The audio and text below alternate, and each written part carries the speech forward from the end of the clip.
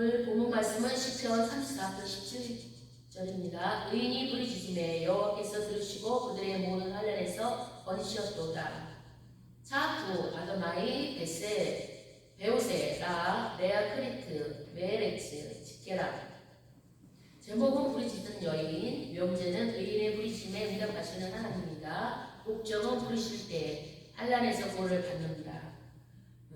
짝이 알파벳은 낚시바늘, 작살이라는 상형에서 왔습니다. 고대 근동에서 낚시바늘을 만들 때는 아시나무를 사용했습니다.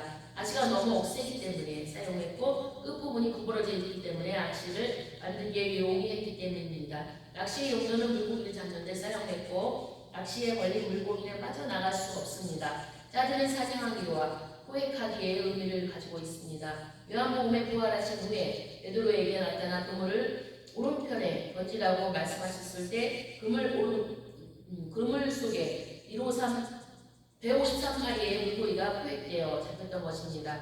하나님 나라의 의인들은 하나님께 사냥되면 빠져나갈 수 없습니다. 하나님 십자가 복음의 말씀으로 의인들을 사냥하는 것입니다. 욥기 10장 16절에 내가 머리를 높이 들며 주께서 젊은 사자처럼 나를 사냥하시며 내게 주의 놀라움을 다시 나타내시나이다. 욥이 하나님께 대답하기를 자신이 머리를 높이 들면 주님께서 젊은 사자처럼 자신을 사냥하여 주셔서 주님의 놀라움을 나타내신다고 고백하고 있습니다. 욥은 철저한 율법주의 신앙을 하고 있었고 그래서 율법으로 하나님께 나아가려고 할 때 하나님은 욥을 사냥하셔서 복음으로 돌아오게 하시려는 것입니다. 사냥하시며 추수, 사냥하다라는 뜻입니다. 하나님께서는 선택한 백성들은 한 명도 잃어버리지 않으십니다. 사냥꾼이 올무를 놓고 새와 동물을 잡듯이 진리의 복음으로 선택한 자들을 포획하여 죄악으로 빠지지 못하게 하시는 것입니다. 예레미야 16장 16절에 보면 여호와의 말씀이니라 보라 내가 많은 어부를 불러다가 그들을 낫게 하며 그 후에 많은 호수를 불러다가 그들을 모든 산과 모든 언덕과 바위 틈에서 사냥하게 하리니 여호와 하나님께서는 많은 어부를 불러다가 선택받은 자들을 낫게 하시는 것입니다.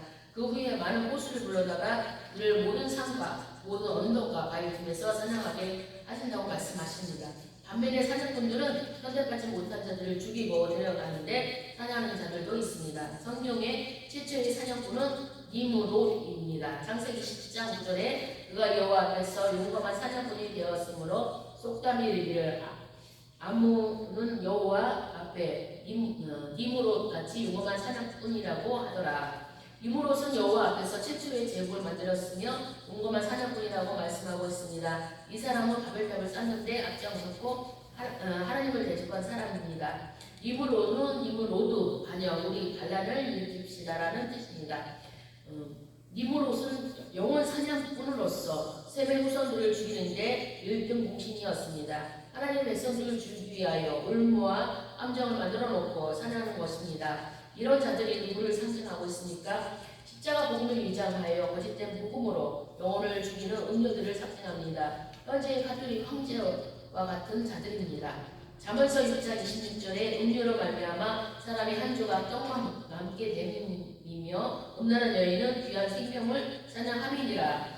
하나님은 말씀하고 있습니다. 음료로 말미암아 사람이 한 조각 떡만 남게 되고 음란한 여인은 귀한 생명을 사냥하게 되는 것입니다. 자신들의 거짓 교리들은 의인들의 영혼을 사냥하는 것입니다. 이런 자들의 거짓 교리에 걸려들면 영혼의 생명이 죽게 됩니다. 인간을 하나님으로 속이게 하는 함정과 올무를 놓고 걸려들기만 하면 죽이는 것입니다. 이런 자들의 올무에 가지 않기 위하여 십자가 복음을 알아야 합니다. 이렇게 사탄은 음료들을 통해서 영혼을 죽이는 사냥꾼을 모으고 있습니다. 그러나 하나님께서도 예수님을 통해서 여호와 사냥꾼을 모으고 있는 것입니다. 마가복음 1장 17절에 예수께서 이르시되 나를 따라오라 내가 너희로 사람을 낚는 어부가 되게 하리라 하시니 우리들은 주님을 따른 자들입니다. 이런 자들이 주님의 십자가 복음의 말씀을 가진 어부가 된 것입니다.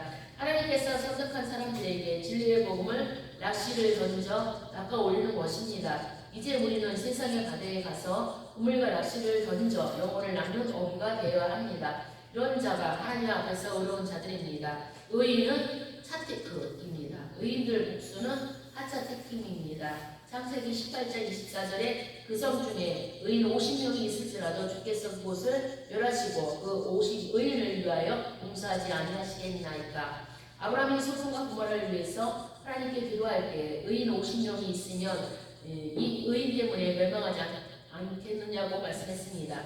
그 의인이 하짜테팀입니다. 그런데 소돔과 고모라의 의인이 10명이 없어서 멸망을 당했습니다.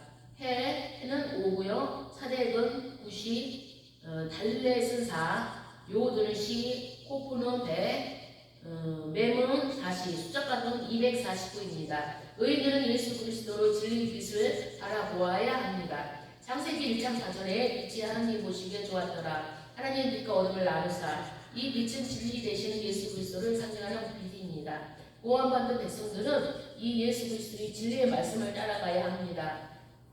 하우르키 도구입니다.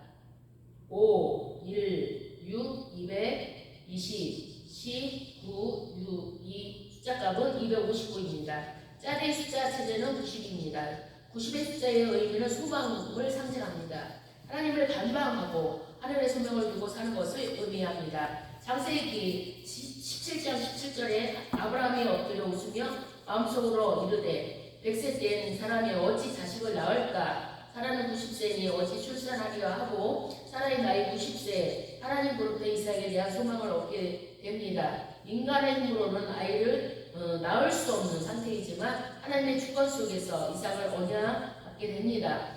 하나님 백성들도 하나님께서 약속하시면 되는 것입니다. 아브라함은 사라의 태가 죽은 것과 같으므로 알고도 믿음이 약해지지 않겠다고 말씀하고 있습니다.